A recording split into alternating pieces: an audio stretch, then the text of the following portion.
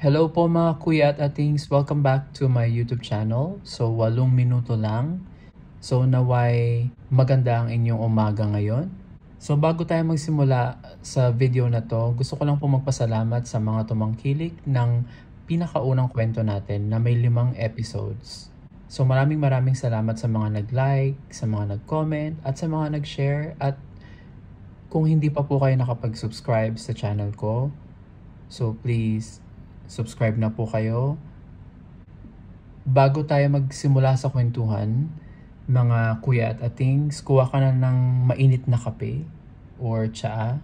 So masarap makinig kapag ka umiinom ng paborito mong kape at tsaa. Okay, so bago i-start yung timer, mga kuya at atings, bibigyan ko kayo ng clue kung anong i-share ko sa inyo ngayon na experience ko.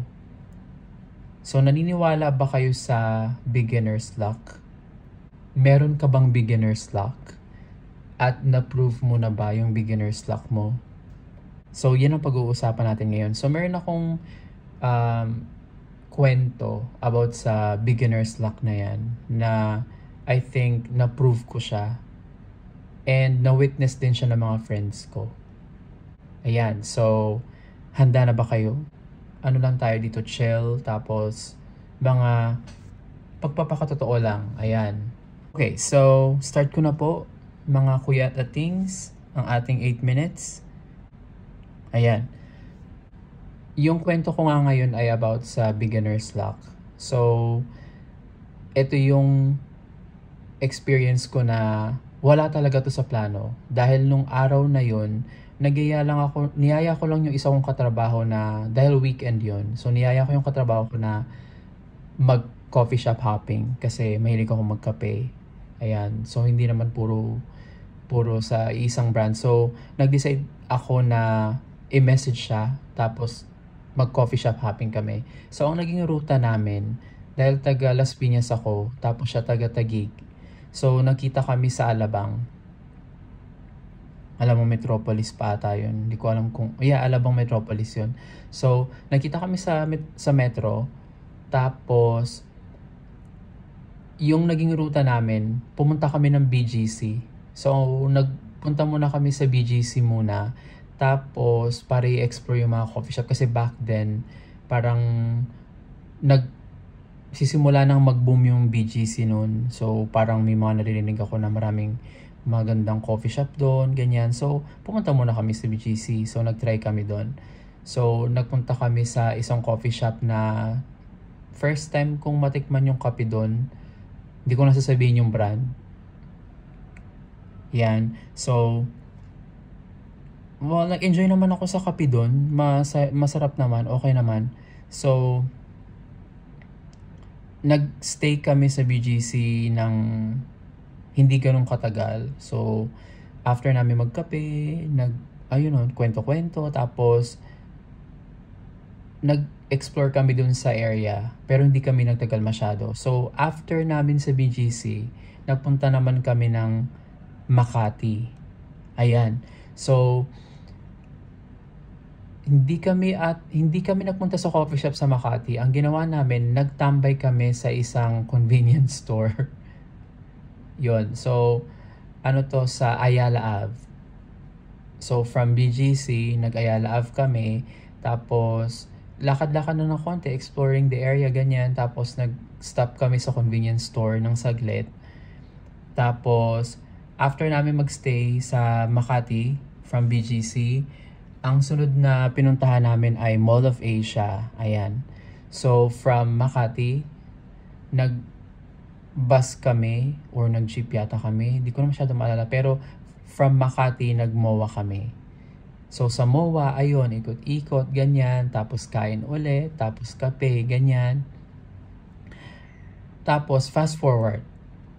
After nung gala-gala tsaka ikot-ikot sa MOA,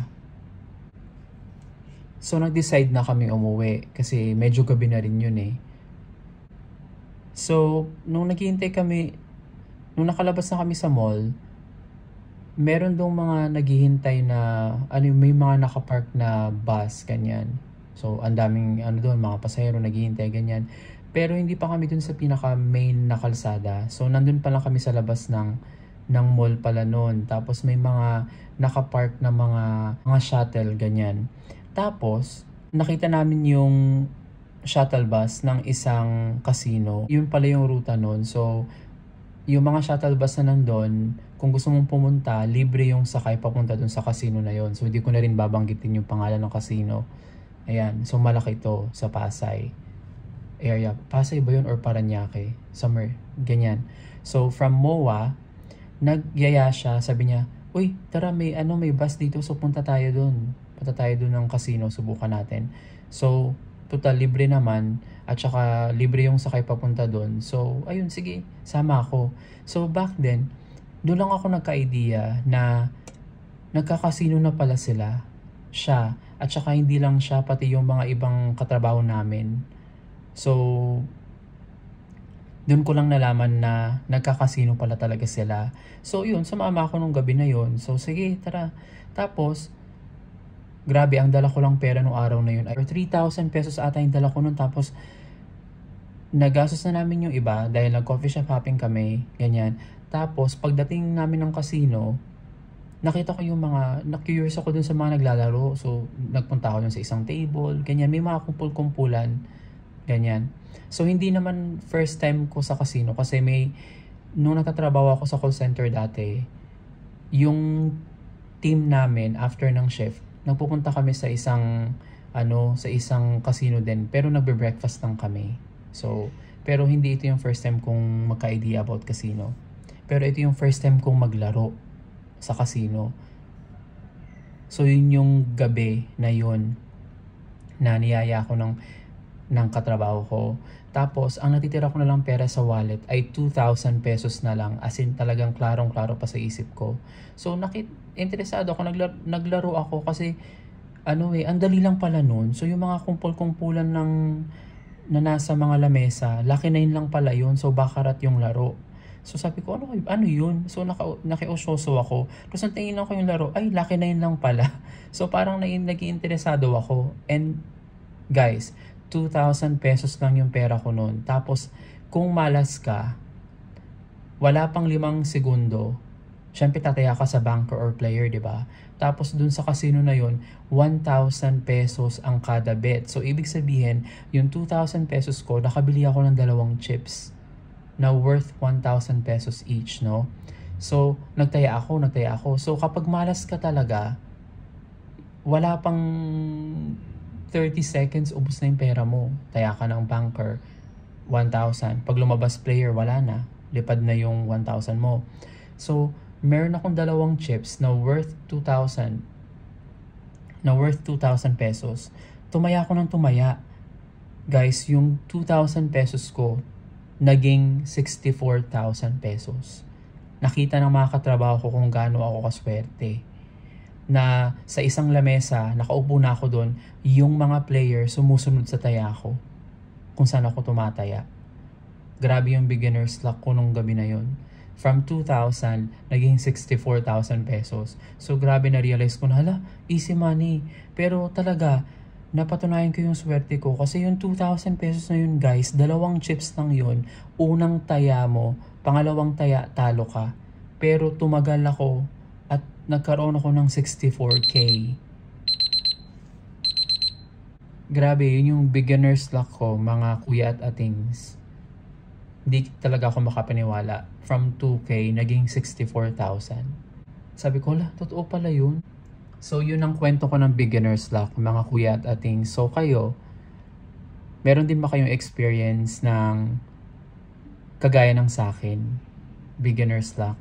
So, huwag ka nang mahiya, share mo na yan sa comment section. Kung nagustuhan nyo tong content na to at yung experience ko, please like the video, share nyo na rin po at huwag nyo kalimutang mag-subscribe sa channel ko. 8 minuto lang. So maraming salamat po mga kuya at ating sa pakikinig at panonood ng aking video at sa pagtangkilik. At kita-kits tayo sa susunod kong video.